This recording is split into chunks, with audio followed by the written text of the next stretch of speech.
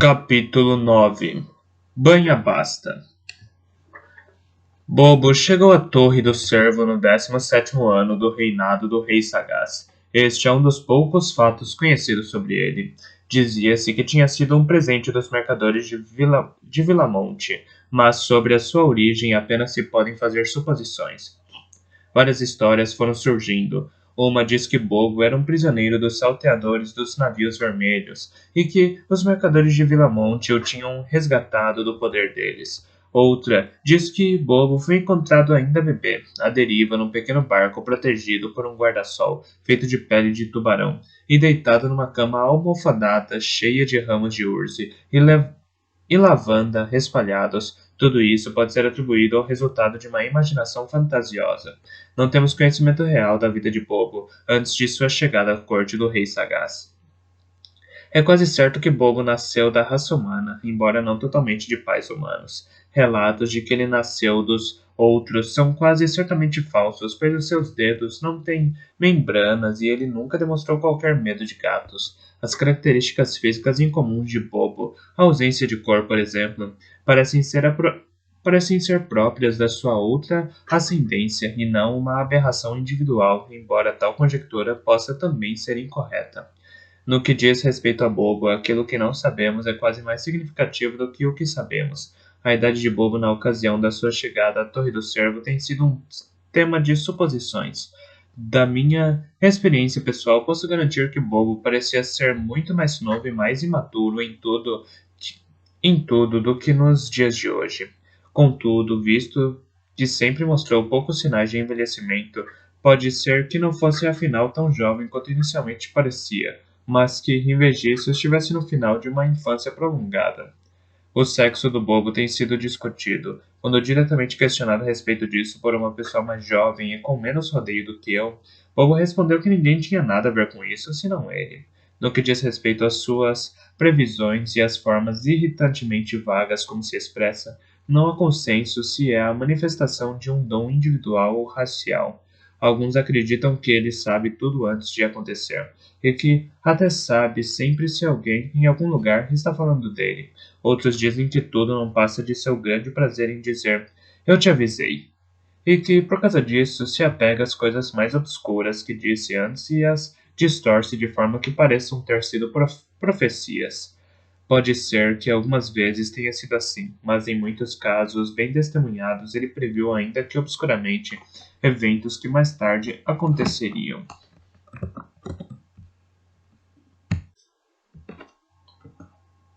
A fome me despertou pouco antes da meia-noite. Fiquei deitado, acordado, ouvindo a barriga roncar. Fechei os olhos, mas a necessidade de comer era o suficiente para me deixar enjoado. Levantei-me e tateei o caminho até a mesa onde a bandeja de tortas de Veracidade estava, mas os criados já a tinham retirado. Abrindo a porta do quarto, saí para o corredor mal iluminado. Os dois homens que Veracidade tinha colocado ali olharam para mim interrogativo. Estou morrendo de fome, disse a eles. Por acaso sabem onde fica uma cozinha? Nunca conheci um soldado que não soubesse onde ficava a cozinha. Agradeci e prometi trazer para eles alguma coisa do que encontrasse por lá. Segui pelo corredor sombrio enquanto descia os degraus. Estranhei ter madeira em vez de pedra sob os pés. Movi-me como o breu tinha me ensinado, pousando os pés silenciosamente, andando pelos cantos mais escuros das passagens e escolhendo os lados dos corredores onde as tábuas do chão tinham menor probabilidade de estalar. E tudo isso era natural para mim. O resto da torre parecia estar entregue ao sono. Dos poucos guardas por que passei, a maioria cochilava. Nenhum me perguntou o que quer que fosse. Na ocasião, atribuí tal fato aos meus movimentos dissimulados. Agora imagino se eles teriam considerado um menino magro e de cabelos emaranhados uma ameaça com que valesse a pena se incomodar. Encontrei a cozinha com facilidade. Era um cômodo grande e aberto, com paredes de pedra que serviam de defesa contra incêndios. Havia 3 fogões grandes com fogueiras bem preparadas para durar a noite inteira. Apesar de já ser muito tarde, ou cedo demais, o lugar estava bem iluminado. A cozinha de uma torre nunca fica completamente adormecida. Vi as panelas cobertas e senti o cheiro do pão fermentando. Um caldeirão imenso de guisado era mantido quente na beirada de um dos fogões. Quando Espreitei debaixo da tampa, constatei que não sentiriam a falta de nenhuma tigela ou duas. Examinei o lugar. Encontrei pão numa prateleira e, em outro canto, achei um recipiente de manteiga mantida fria dentro de um grande barril de água. Nada muito elaborado. Ainda bem. Apenas a comida simples pela qual tinha ansiado o dia todo. Estava na metade da segunda tigela quando ouvi um arrastar suave de passos. Olhei para cima com o meu sorriso mais encantador, esperando que a cozinheira se mostrasse tão coração mole quanto a de Torre do Cervo, mas era uma criada, com uma manta sobre os ombros por cima da camisola, trazendo nos braços um bebê envolto em cobertores. Chorava. Desviei os olhos dela, sentindo-me pouco confortável com a situação. De qualquer forma, ela apenas me olhou de relance, colocou o bebê enrolado em cobertores sobre a mesa, pegou uma tigela e a encheu de água fria. O tempo todo falando em voz baixa, inclinou-se para o bebê. Aqui, meu amor, meu querido, isso vai te ajudar. Tome um pouquinho. Ah, amorzinho, não consegue lamber? Abra a boca, então. Vamos lá, abra a boquinha. Não pude deixar de observá-la. Segurava a tigela desajeitadamente e tentava levá-la à boca do bebê, ao passo que usava a outra mão para forçar o bebê a abrir a boca, usando muito mais força do que eu alguma vez tinha visto uma mãe usar com uma criança. Por fim, inclinou demais a tigela e a água derramou. Ouvi um gorgolejo sufocante, seguido de um som abafado, quando saltei do meu assento para protestar. A cabeça de um cãozinho emergiu da trouxa de cobertores. Ah! Ele está engasgando outra vez. Está morrendo. Meu pobre Faísca está morrendo e ninguém se importa. Ele continua roncando. Eu não sei o que fazer e o meu amorzinho está morrendo. Abraçou com força o cachorro enquanto este se sufocava. O animal abanou a cabecinha freneticamente e em seguida pareceu acalmar-se. Se não tivesse ouvido sua respiração ofegante, juraria que ele tinha morrido nos braços dela. Os olhos bojudos e negros encontraram os meus, e senti a força do pânico e a dor do pequeno animal. Calma. Escute, eu me ouvi dizer. Você não está ajudando ao apertá-lo com tanta força. Ele quase não consegue respirar. Solte-o, desembrulhe-o. Deixe-o decidir como se sente mais confortável. Assim todo embrulho está muito quente. E ele está tentando arfar e se engasga, tudo ao mesmo tempo. Solte-o. Ela era uma cabeça mais alta do que eu, e por alguns instantes pensei que ia ter de enfrentá-la, mas ela deixou que eu pegasse o pobre cão embrulhado dos seus braços e o libertasse das várias camadas de tecido. Coloquei-o na mesa. A miséria do animalzinho era total. Mantinha-se de pé com a cabeça decaída. Entre as patas dianteiras, o focinho e o peito estavam lustrosos de saliva, a barriga distendida e dura.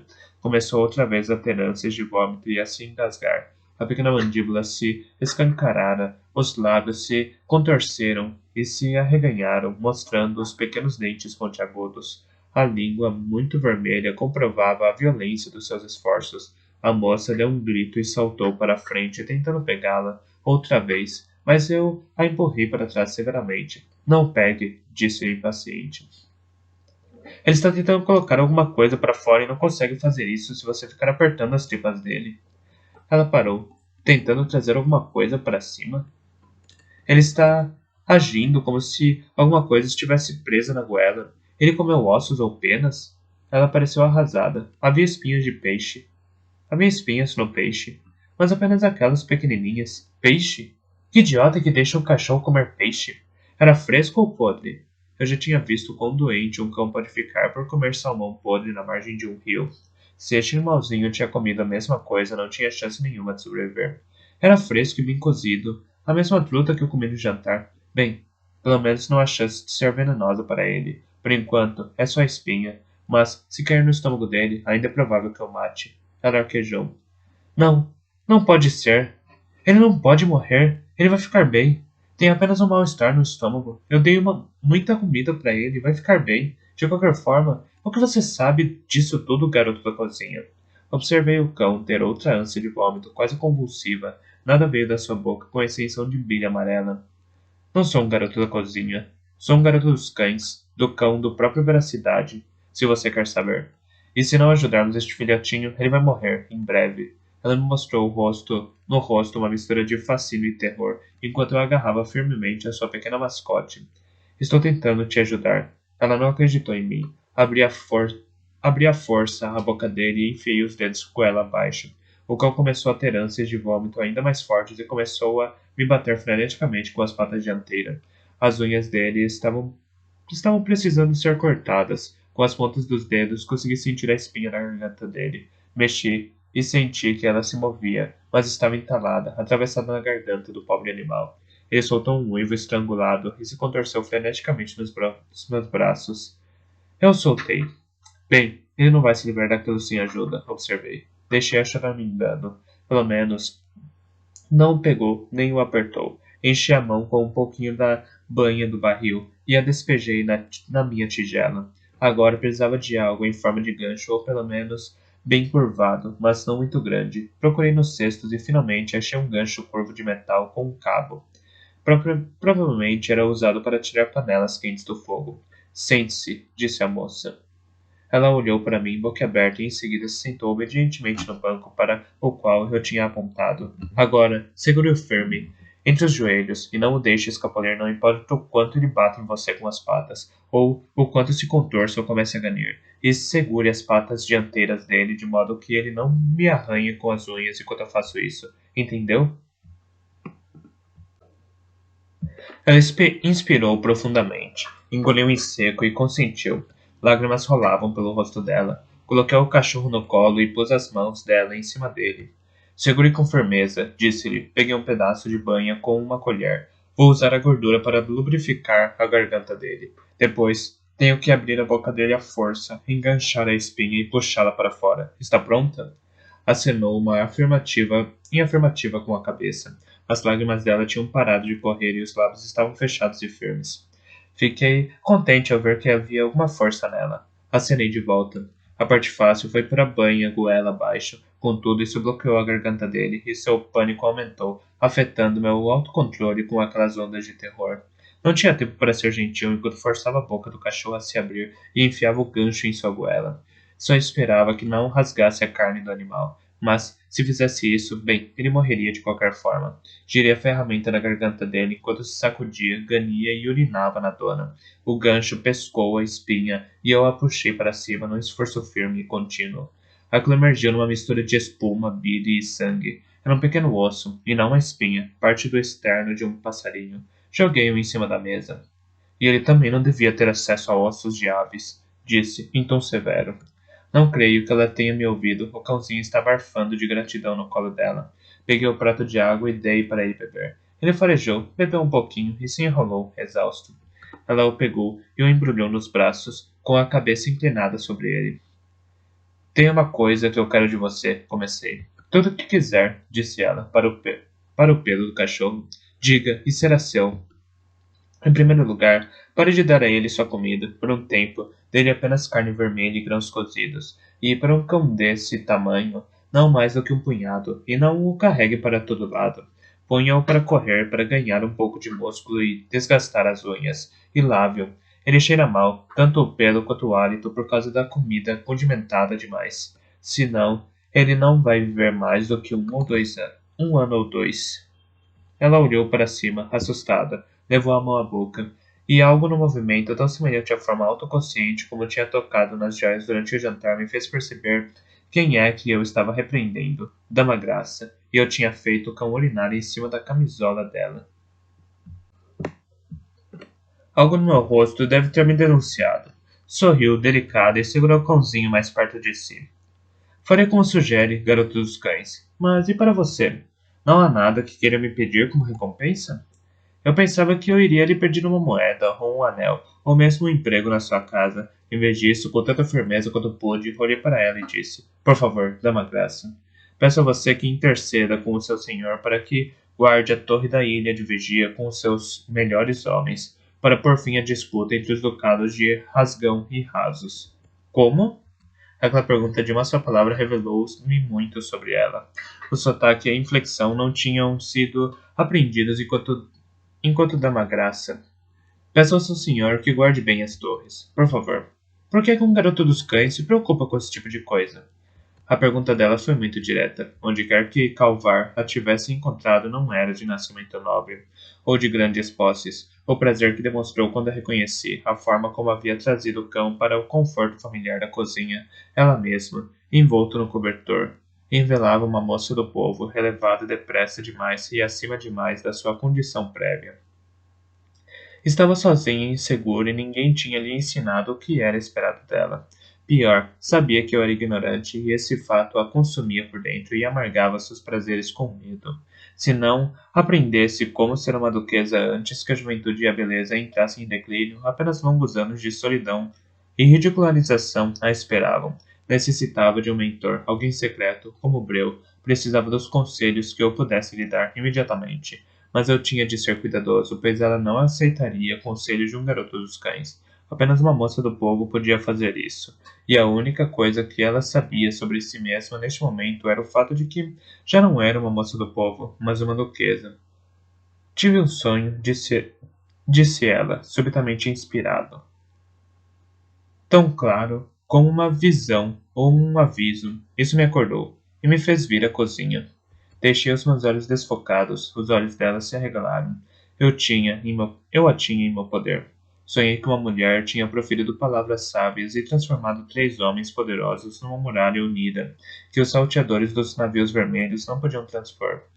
Ela os encarou com joias nas mãos e lhe disse que as torres de vigia brilhem nas mais intensamente de que joias destes anéis, que os soldados vigilantes que as guardam orlem a nossa costa como estas pérolas costumavam orlar o meu pescoço, que as fortalezas sejam reforçadas outra vez contra os que ameaçam a nossa gente, porque eu andaria alegremente despojado diante do rei e do homem do povo se as defesas que guardam a nossa gente se tornassem as joias da nossa terra.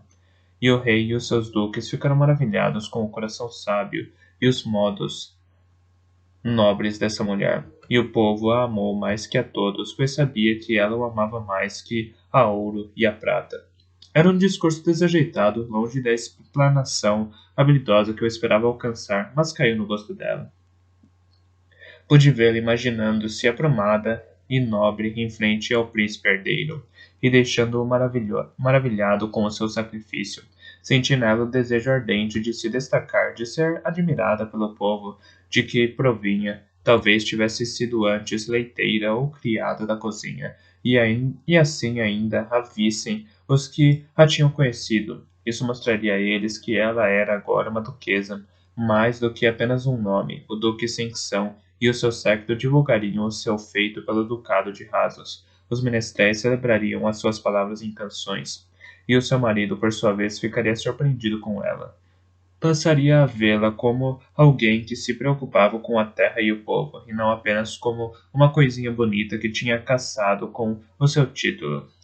Podia quase ver os pensamentos desfilarem pela mente dela. Os seus olhos tinham se tornado distantes e o seu rosto estampava um sorriso abstrato. Boa noite, garoto dos cães, disse ela gentilmente, e saiu da cozinha, o cão aninhado junto ao peito. Ela trazia o cobertor em volta dos ombros como se fosse um manto de arminho. Representaria muito bem o seu papel no dia seguinte. Esbocei subitamente um grande sorriso, imaginando que talvez tivesse cumprido a minha missão sem necessitar de veneno. Não que tivesse realmente investigado se Calvar era culpado de traição, mas a minha impressão de ter cortado o mal pela raiz. Podia apostar que as torres de vigia seriam bem guardadas antes de uma semana. Refiz o caminho de volta à cama. Tinha roubado um pedaço de pão fresco da cozinha que ofereci aos guardas que me deixaram voltar ao quarto de veracidade.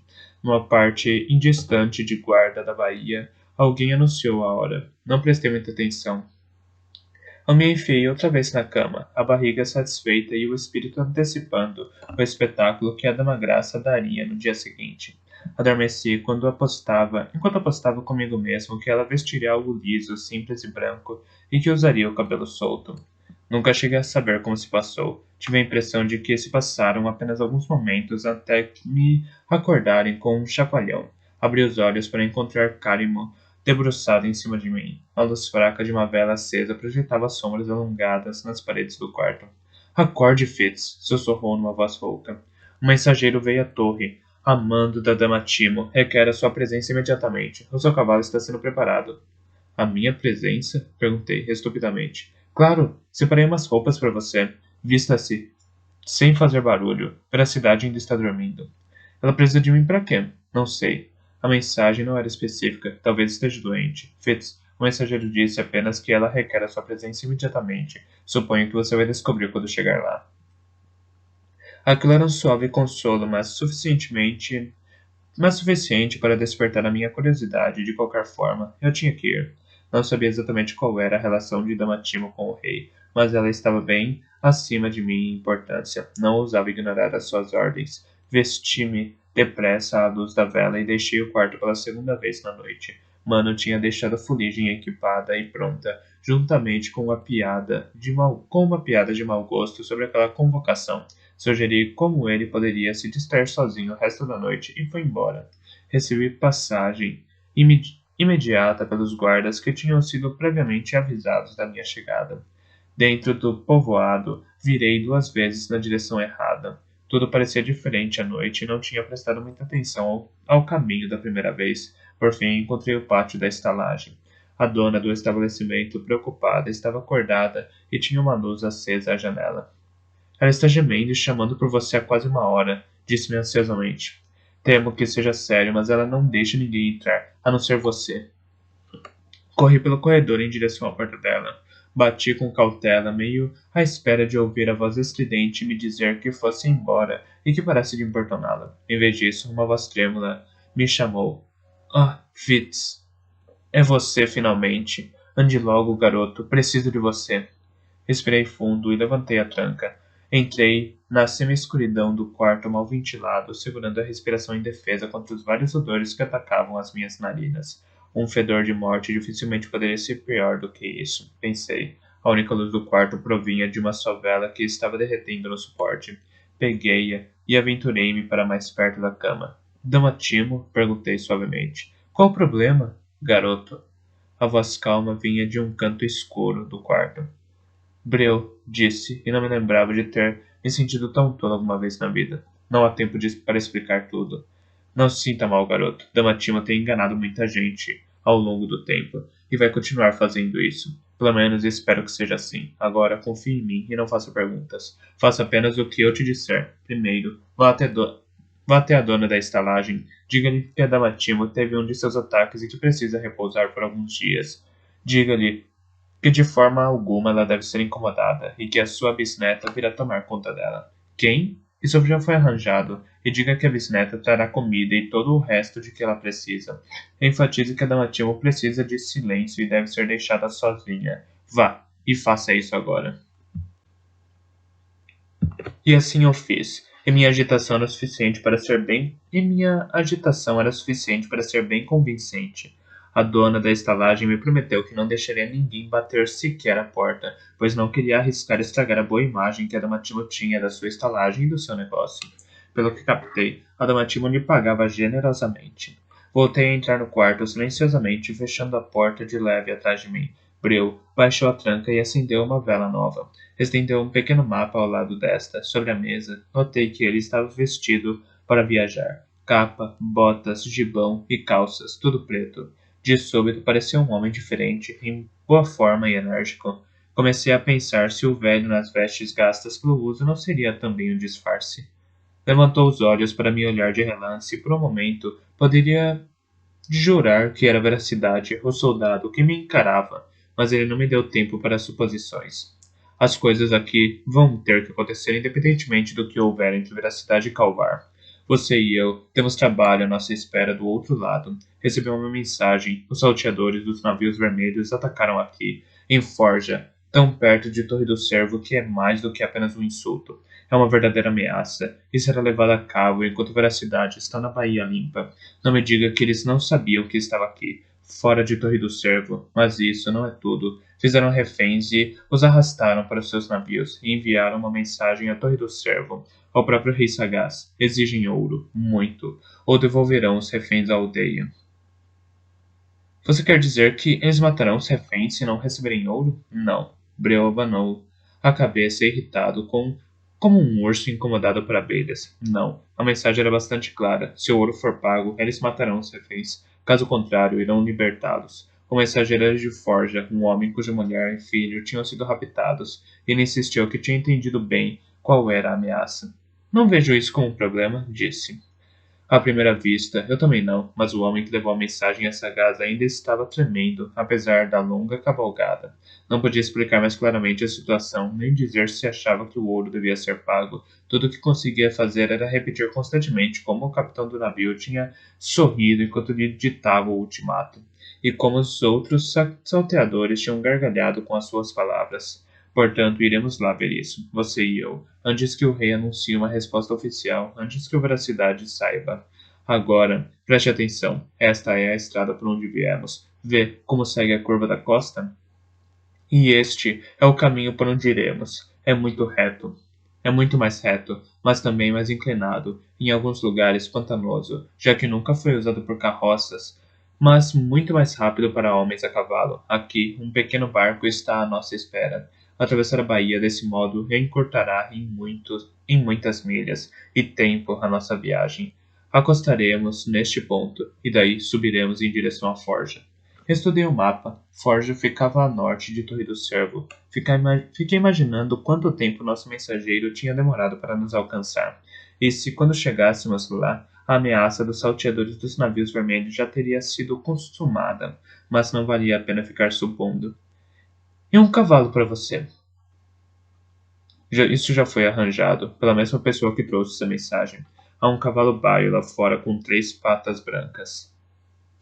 Esse é para mim. O mensageiro irá providenciar também uma bisneta para Dona Timo. O barco espera por nós. Vamos. Um momento, eu disse e ignorei a sua testa franzida por causa do atraso.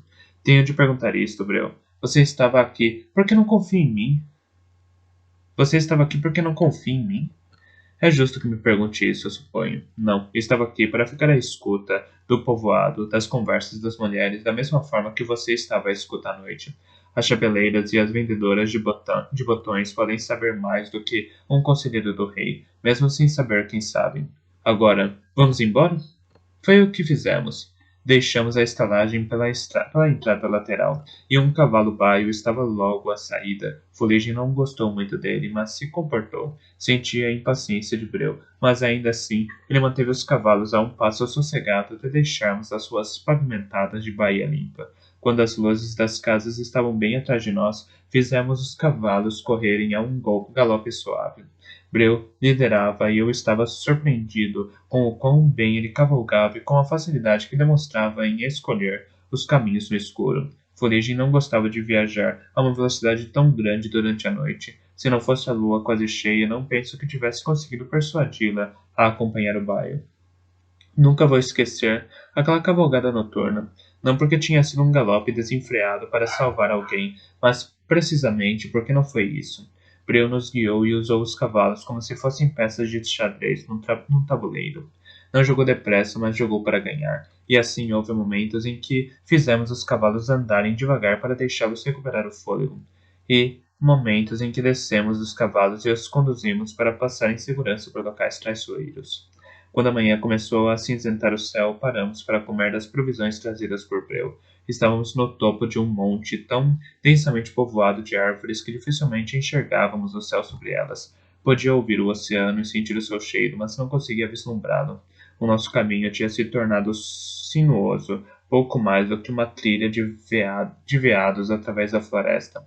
Agora que estávamos parados, podia sentir o cheiro e o barulho de vida à nossa volta. Os pássaros gorjeavam e ouvi o movimento de pequenos animais na moita e nos ramos acima de nós. Breu tinha se espreguiçado e sentado sobre uma camada grossa de musgo, encostado a uma árvore. Bebeu longamente de um cantil de águas e depois, em menos tempo, de um frasco de aguardente. Parecia cansado e a luz do dia revelava a sua idade de uma forma mais cruel do que a luz da vela alguma vez tinha feito.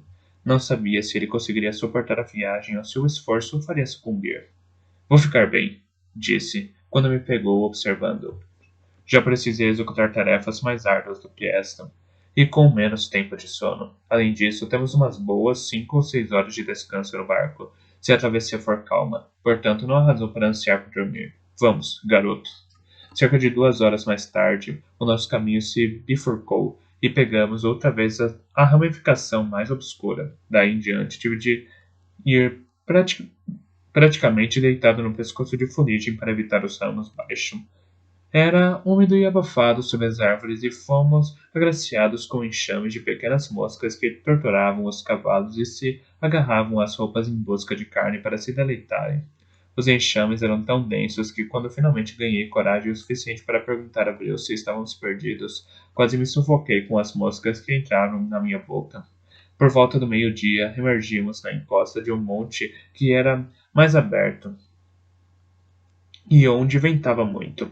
Vi outra vez o oceano. O vento refrescou os cavalos suados e varreu os insetos para longe. Era um prazer imenso simplesmente sentar-me ereto na sela outra vez. A trilha era larga, o suficiente para que pudesse cavalgar ao lado de Breu. As marcas roxas se destacavam em contraste com sua pele pálida. Ele parecia mais débil do que bobo. Círculos escuros desenhavam-se sob seus olhos. Ele me pegou observando e franziu as sobrancelhas. Faça um relatório em vez de ficar boquiaberto olhando para mim como um tolo, ordenou-me. E foi o que eu fiz. Era difícil seguir o caminho e a cara dele ao mesmo tempo, mas da segunda vez que bufou, olhei-o de relance para encontrar em seu rosto uma expressão de divertimento irônico. Terminei o relatório e ele abanou a cabeça. Sorte. A mesma sorte que seu pai costumava ter. A sua diplomacia de cozinha pode ter sido suficiente para resolver a situação. Se o problema for apenas esse. Se o problema for apenas esse. E a julgar pelos rumores que ouvi, foi isso mesmo. Bem, Calvar era um bom duque antes disso. E parece que tudo o que aconteceu foi uma jovem noiva que lhe subiu a cabeça. Suspirou de repente. De qualquer forma, isso é ruim. Com veracidade ali para repreender um homem por não se preocupar com as torres e o próprio veracidade sofrendo um ataque a uma aldeia de Torre do Cervo. Caramba! Tem tanta coisa que não sabemos. Como os salteadores conseguiram passar pelas nossas torres sem serem avistados? Como eles souberam que Veracidade estava longe de Torre do Cervo em Bahia Limpa? Ou será que não sabiam? Será que tiveram sorte? E o que significa esse ultimato estranho? É uma ameaça ou uma piada? Por um momento, cavalgou em silêncio. Gostaria de saber como Sagaz está agindo. Quando me enviou o mensageiro, ainda não tinha decidido. Pode ser que cheguemos à Forja para descobrir que ele já cuidou de tudo. E eu gostaria de saber exatamente que mensagem ele enviou via talento para a veracidade. Dizem que antigamente, quando mais gente era treinada no talento, um homem podia saber o que o seu líder estava pensando simplesmente ficando em silêncio e atento por um tempo. Mas isso pode ser apenas uma lenda. Não há muitos que sejam ensinados para usar o talento nos dias de hoje. Penso que foi o rei generoso quem decidiu isso. Se o talento se mantivesse mais secreto, reservado como ferramenta de elite, seria mais valioso. Era essa a lógica. Naqueles tempos eu nunca a compreendi, e se dissessem o mesmo de bons arqueiros ou navegadores. Por outro lado, suponho que uma aura de mistério pode conferir a um líder mais prestígio entre os seus homens, ou para um homem como Sagaz. Ora, ele gostaria de deixar os súditos com a impressão de que ele realmente pode saber o que eles pensam sem que pronunciem uma palavra sequer. Sim, Sagaz gostaria disso. Primeiro, pensei que Breu estivesse muito preocupado, ou até com raiva. Nunca tinha ouvido devagar tanto sobre um assunto. Mas quando seu cavalo se sobressaltou por causa de um esquilo que atravessou seu caminho, Breu quase caiu da sela. Estiquei a mão e alcancei as rédeas dele. Está bem? O que está acontecendo? Ele abanou a cabeça lentamente. Nada. Quando alcançarmos o barco, ficarei bem. Temos apenas de continuar. Já não estamos muito longe. A pele pálida tinha ficado cinza, e a cada passo do paio ele vacilava na cela. Vamos descansar um pouco, sugeri. As marés não esperam, e o descanso não me ajudaria, não o tipo de descanso que eu desfrutaria se parássemos agora. Preocupado, começou com a possibilidade de o nosso barco se despedaçar contra as rochas. Não, temos de continuar. E acrescentou: confie em mim, garoto. Sei o que posso fazer, e não sou tão tolo a ponto de fazer mais do que isso. Portanto, continuamos. Havia pouco mais que pudéssemos fazer. Tive contudo cuidado de cavalgar perto da cabeça do cavalo dele, de onde eu poderia pegar as rédeas caso fosse preciso. O barulho do oceano ficava cada vez mais alto e a trilha muito mais íngreme. Logo me vi liderando a marcha, quisesse eu ou não. Nós nos livramos da vegetação assim que alcançamos uma falésia com vista para uma praia arenosa. Graças a Eda. Estão aqui, murmurou Breu atrás de mim. E então, eu vi a embarcação rasa, quase encalhada, próximo ao cabo. Um homem que estava de vigia gritou para chamar a nossa atenção e acenou com um grito. Levantei o braço em resposta ao cumprimento.